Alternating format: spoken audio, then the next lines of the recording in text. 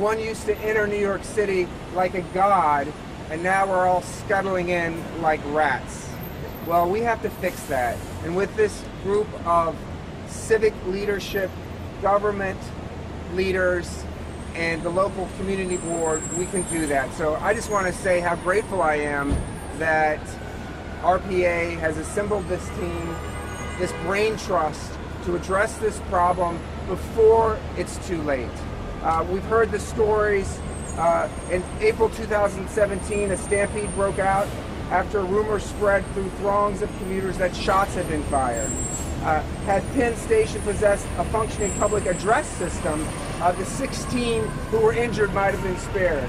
Weeks later, a sewage pipe burst onto a heavily populated platform during rush hour. Or even last week, when a minor train derailment brought the entire New Jersey transit system to a halt. The 650,000 people who pass through Penn Station on a daily basis equals the population of Portland, Oregon, surpasses Baltimore and Memphis. This is an enormous problem. And as the borough president said, our local and regional economy is dependent on getting people into the city, getting people on time to work. There should be no more excuses that the train was derailed, that there was a problem in Penn Station, that I couldn't get my child to child care on time, that my sick mom was not available to me because of problems here at this amazing transportation infrastructure. So thank you very much for putting us together. We're going to work with the governor, the state legislature, and our partners at City Hall to fix this problem. Thank you.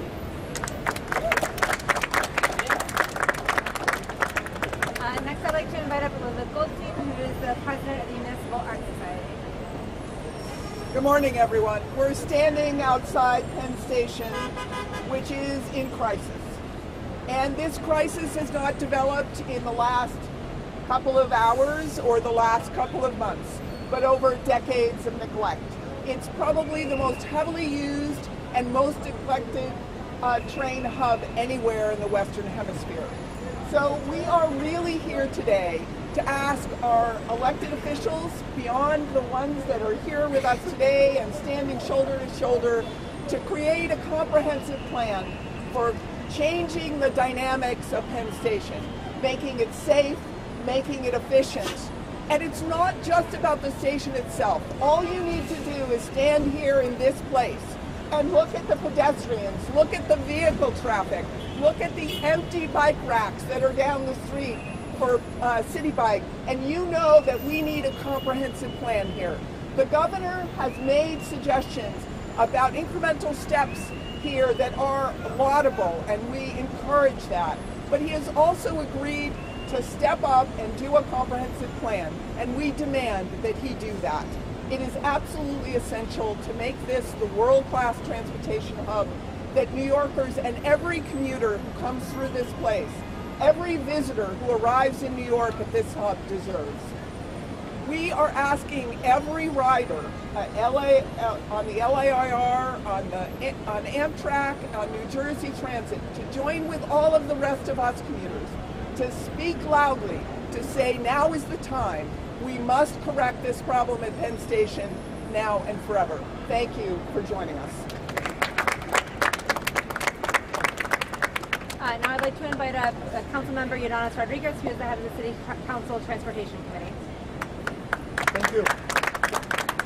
Standing here, my thought is about how our generation has a big responsibility to follow the legacy of men and women, leaders who built this city in the last couple of centuries. You know, the infrastructure that we have today cannot sustain the growing of our city in order to compete with London, Canada, and Hong Kong and other places. That's why it is so important to see the governor putting his plan together to build a new bridge, to build LaGuardia, to build a Monahan. Now the question is the public ready to bring the support to this initiative? And the answer is yes. As you can see, community board, the senator, the speaker spoke yesterday. He's down to work to be a partner with this great initiative to work together with Manhattan Borough President, all the elected officials, all the stakeholders are speaking loud and clear. A train hub that we have that right now connect more than 600 individuals every day, not only for our great city, but from the state, from Jersey. It's important not only for our economy here, but it's important for the state and for the nations. That's why it's so important to take advantage of this opportunity. The plan to upgrade this station must happen in the next 4 years, and as a chairman of the Committee of Transportation, I'm ready to work with Speaker Johnson and my colleague and everyone here to be sure that we take advantage of this opportunity. Hoy nosotros estamos aquí para hablar bien claro que nosotros tenemos que renovar esta estación porque es importante para la economía de la ciudad, del estado y de la nación completa. Thank you. Now I'd like to invite up Wally Rubin from Community Board 5. So I just want to echo what everybody has said, including Tom and Elizabeth at the time and now to take action. About 7 years ago, Madison Square Garden was up for a renewal of their permit to be allowed to operate here. And we said, Community Board 5 was the first to say that we only give them 10 more years, figuring that 10 years was time for us to figure out an alternative location and to move Madison Square Garden and to allow the things that need to be done under Madison Square Garden to get done so that we have a viable railroad system. We have about 3 more years. The time is definitely now, and we're thrilled to be part of this coalition to get the work started. Thank you. And now I'd like to invite up Ed Janoff, who is a Long Island Railroad commuter. And I just want to note that we also had invited a New Jersey Transit commuter who is unfortunately unable to make it since there are massive delays right now on New Jersey Transit. Thank you. Good morning. My name is Ed Janoff. Thank you for giving me this opportunity to speak. I'm a New York City native, currently living in Port Washington, Long Island, so I'm here representing Long Island. I'm a city planner, and for many years I've commuted through Penn Station.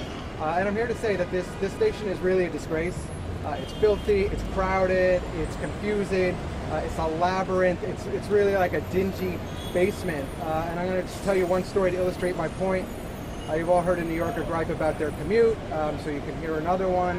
There was a day a couple years ago, I remember, that the weather was awful, and I knew my commute was going to be an adventure. And I came my normal route. I enter 7th Avenue and 30th Street, and I walk through New Jersey Transit to get to Long Island Railroad, through New Jersey Transit ticketing and waiting area. I don't know why every railroad has to have a different ticketing and waiting area, but that just adds to the congestion, the confusion. So I go to the track my train's supposed to be on, and it's canceled because of an equipment problem. And so they say you're going to board the next train, which is on a different track. And the stairs are so narrow, it's 2 people abreast, shoulder to shoulder, going down the stairs. We're all packed onto platform 17, which is a famous platform. Only one train can board at a time on 17. And so we've all got to get up and go 1 platform over. And I'm waiting in this line. They said the next train is in 10 minutes. And you can't get off the platform to get 1 platform over. I'm watching in this line of hundreds of people in front of me. They're going up the stairs. I see them go up. I see them come down. I see them board the train I'm supposed to get on in 10 minutes. And my line isn't moving. And then I see the train pull away, and I'm still on the platform. You cannot get around. You can't get out. It's dangerous. It's not safe. You're trapped down there. You know, it's like I get a chilling feeling every time I go down into Penn Station, like I might not come back. You know, like there's the famous architect Louis Kahn who had a heart attack and died down there, and that's the kind of thing that this facility is known for. It's cursed. When all the trains break down, they just close all the entrances, and the tales of people's misery are legendary. There's even a hashtag for it, hashtag Penn Station Hell, right? Hell. Right? That's how people feel about Penn Station. It's what New Yorkers imagine as being the closest thing to eternal damnation on planet Earth. It is literal and figurative descent and suffering. This is the busiest train station in North America, possibly the world. It should be the Taj Mahal of train stations, but instead it's, pardon the expression, it's like a third world country. And the Taj Mahal is in a third world country. Developing nations are doing a lot better than we are, some of them. As the writer Jim Kunstler says, In America, we have a national transit system that Bulgaria would be ashamed of. We can do better. We have to do better. Thank you. Do you want to? I'd also like to invite up Dale Corvino, who's the co-chair of the Transportation Committee for Community Board 4. Thank you, everyone. We share this complicated problem with our counterparts at CB5. I actually grew up on Long Island. I've been taking the Long Island Railroad since I was 17 years old. I won't tell you what I was getting into at 17, but today I take New Jersey Transit, Amtrak, and Long Island Railroad on a regular basis for my work in the Northeast region. This is not a world-class commuter hub. This is a hole in the ground, and it's a neglected hole in the ground. And it's the first impression hundreds of thousands of commuters get of our city. And you know what they say about first impressions? Those are the ones that last. So this is a real problem. We can do better. We need to do better. We're going to work to make this better, and I thank you all. So I just want to thank again all of our civic partners and elected officials and community representatives and commuters that came today, and we'll open it up for a few questions from you guys.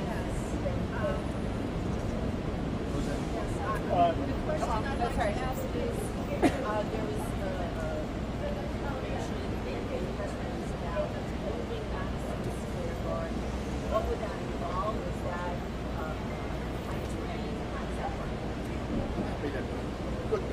some of these groups have been calling for a long time for eventually moving Madison Square Garden, and we still think that eventually the world-class facility that we need is going to require that, and so that's got to be on the table. And 5 years from now, we're going to have a debate here in the city again about their permit. So that's an opportunity to think about. We're not leading with that because there's so many steps that need to be taken to improve. And I want to stress that opening up a new entrance on 33rd Street with the Long Island Railroad is an excellent step in this direction. But we know that we're going to have a period when there's going to be a little bit less pressure on Penn Station, just a window of opportunity. And then already Long Island Railroad wants to bring more people back in here after they've opened up East Side Access. Penn Access, which is a huge priority for Metro North, is a priority, and they're going to want to start to bring people directly on the New Haven line and from the Bronx in here, and of course New Jersey wants to grow too. So all of these things, this pressure is going to continue, and what we've got to do is take advantage now to put together a plan that, yes, we believe eventually finds an excellent new home for the garden, a new modern facility, and we think that can be part of all of this work. But this is going to be a process that builds up to that, absolutely. Tom, the governor's plans, there have been several of them.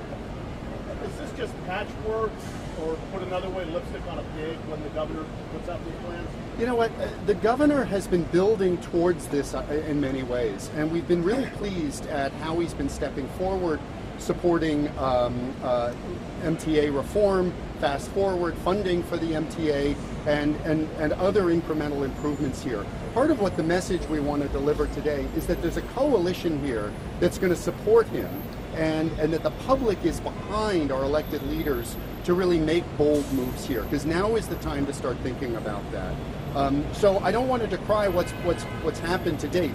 Moynihan Station, for those of you who haven't seen it, the day it opens up, it's going to be a beautiful facility, and it's going to start to provide opportunities. In many ways, Moynihan makes possible bigger improvements at Penn Station. Each of these things really adds to each other, and that's part of what we want to try and make sure that the momentum builds. But is it just too small at this point, you know, in terms of not boosting capacity? So, I will say, so far we haven't seen the plans that bring everything together, and so that's what we want to see. We want to see a real vision that creates a world-class transit hub here for all of the commuters who are going to be coming in. The people today coming from Long Island and New Jersey, but also Amtrak is growing the entire Northeast. We're going to see more people coming from Westchester and the Bronx and Connecticut. And so we need to serve all of those populations. What we need is a vision that's commensurate with the goals here and the need. I want to ask just one thing quickly, which is this task force coming together works. We did it on East Midtown. And the fact of the matter is that's a good end result. whether we move the garden or not. I'd love to move the garden. Maybe others don't. What are the suggestions? That is what is great about today's launch, is that all the stakeholders come together and we will think of something very creative. So is it up to put a design plan together?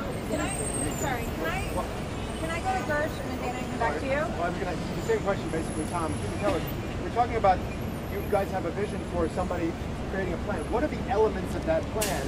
Pedestrians, driving, this building, this plaza. What are the elements? Well, we've talked about, look, I think the elements have been identified, and I'll welcome up some of the other partners to talk about this.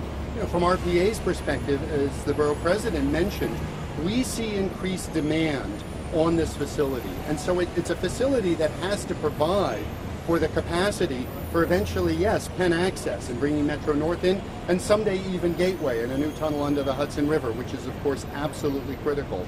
But it's got to do it in a way that's much more humane than what we have today. It has to be something much more like what we experience at Grand Central, something that balances the needs of cars and pedestrians and bikes together and is a more rational system there, something that takes advantage of the real estate, and so we start to have more jobs and opportunities and rateables here in the tax base.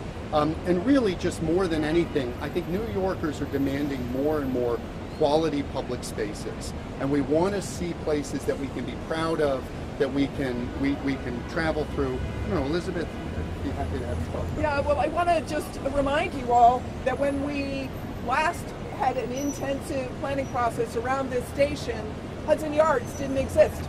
So the traffic patterns to and from this station have changed dynamically as the station has deteriorated and need to be incorporated into whatever the new station is.